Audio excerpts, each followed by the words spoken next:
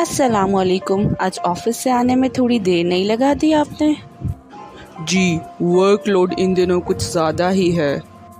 Okay, अगर आप fresh होकर आ गए हैं तो बैठें टेबल पर, मैं आपके लिए खाना लगा देती हूँ। ओके। काम की मसरूफियत की वजह से आप लोगों को अपनी फैमिली को ज़्यादा टाइम नहीं दे पा रहा मैं। इट्स ओके, कभी कभार हो जाता है। We totally understand. आप ये कर भी तो हमारे लिए ही रहे हैं आखिर। मिरहा और आलम की रूटीन ठीक जा रही है ना? जी, रूटीन तो ठीक जा रही है दोनों की, लेकिन आज आपकी लाडली बेटी अपने भैया से कुछ खफा है। पर वो क्यों? आज दोनों बहन भाई थोड़ी बहस कर रहे थे।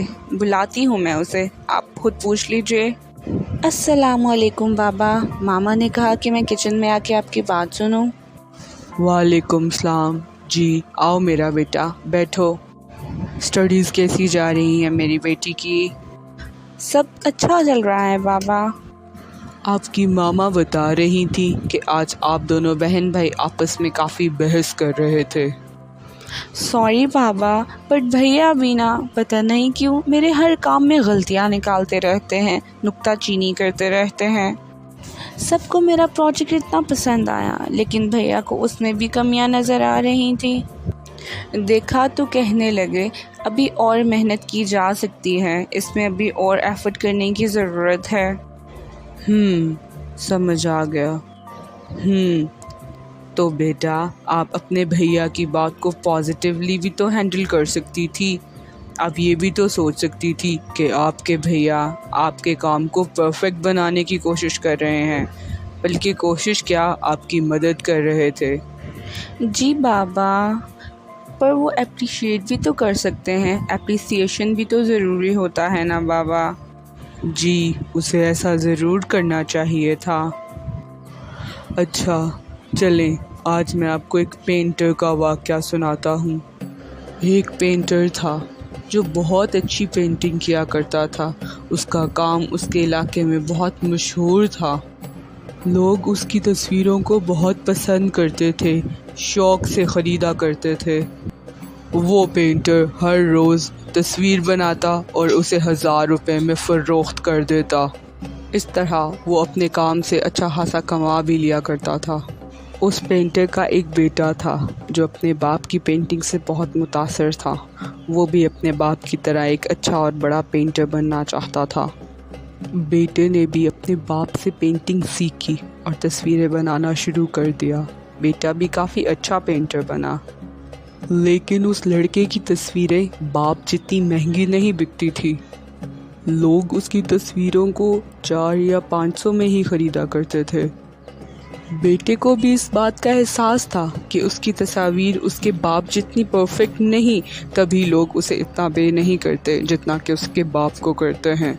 इसलिए वो बेटा अपनी तस्वीर लेकर अपने बाप के पास जाता और उनमें से खामियां तलाश करके उनकी दुरुस्ती करता। बाप भी बेटे की तस्वीर का बगौर मुआयना करता और उनमें से कमियां और खामियां निकाल कर बेटे को बताता। लड़का भी बाप की नसीहतों को बगौर सुनता और उन पर अमल करके अपनी तस्वीर को बेहतर से बेहतर बनाता गया। अब लोगों को बेटे की तस्वीर भी बहुत पसंद आने लगी और वो बेटे की तस्वीर को भी बाप की तस्वीर के दाम में ही ख़रीदने लगे। अब बेटा नई से नई तस्वीर बनाने लगा और उन तस्वीर को लाके वो अपने वालिद को दिखाता और उनकी खामियां दुरुस्त करता। ऐसा करने से बेटे के काम में परफेक्शन आती गई और उसकी तस्वीर अपने बाप से भी ज़्यादा महंगी बिकने लगी।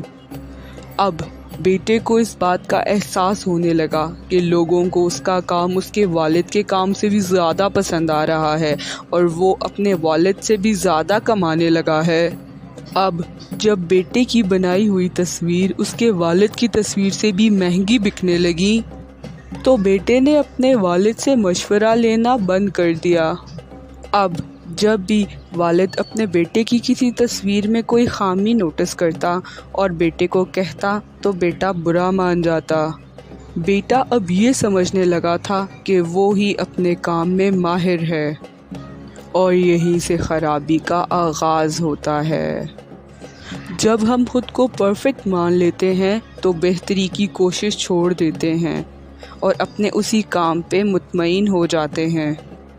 اب کچھ عرصہ تو ایسے ہی چلتا رہا۔ لوگوں نے اس کی تصاویر کو بہت سراہا اور دگنے داموں میں خریدا، لیکن پھر اپنے کام میں زیادہ جدت نہ لا پانے کی وجہ سے وہ لوگوں میں زیادہ عرصہ مقبول نہ رہ پایا۔ آہستہ آہستہ لوگ اس کے کام کی قیمت گھٹانے لگے اور اس کی تصویریں پھر سے سستی بکنے لگیں۔ اب پریشان ہو کے وہ لڑکا دوبارہ اپنے والد کے پاس گیا اور ان سے اپنی ناکامی کی وجہ پوچھنے لگا، تو اس کے والد نے اسے پیار سے سمجھایا کہ بیٹا، میری غلطیاں نکالنے پر تم اپنی تصاویر میں درستگی کرتے تھے، اس سے تمہاری تصاویر میں جدت اور بہتری آتی تھی، پر جب تمہیں یہ لگنے لگا کہ تم سب سے بہتر ہو، تمہارا کام پرفیکٹ ہے، تب سے ہی تمہارا اور سیکھنے کا عمل رک گیا۔ جب ہم خود کو پرفیکٹ مان لیتے ہیں تو اپنا دماغ بند کر لیتے ہیں، غلطیوں کو ایکسیپٹ نہیں کر پاتے، ان سے کچھ سیکھ نہیں پاتے۔ اپنے کام کو بہتر کرنے کی کوشش ہی ہماری اصل کامیابی ہوتی ہے۔ اس لیے میرا بیٹا، جب کوئی ہم سے عمر میں بڑا اور زیادہ تجربے کار انسان ہم پہ کبھی کبھی تھوڑی تنقید کرے تو اس کو بھی پازیٹیولی دیکھنا چاہیے، اور اگر ہو سکے تو اس تنقید سے مستفید ہونے کی کوشش کرنی چاہیے۔ سمجھ گئی بابا جان اس سبق آموز کہانی سے کہ ہمیں اپنوں کی تنقید کو بھی پازیٹیو وے میں لے کر اسے اپنی کامیابی کا ذریعہ بنانے کی کوشش کرنی چاہیے۔ شاباش میرا بیٹا، I am proud of you.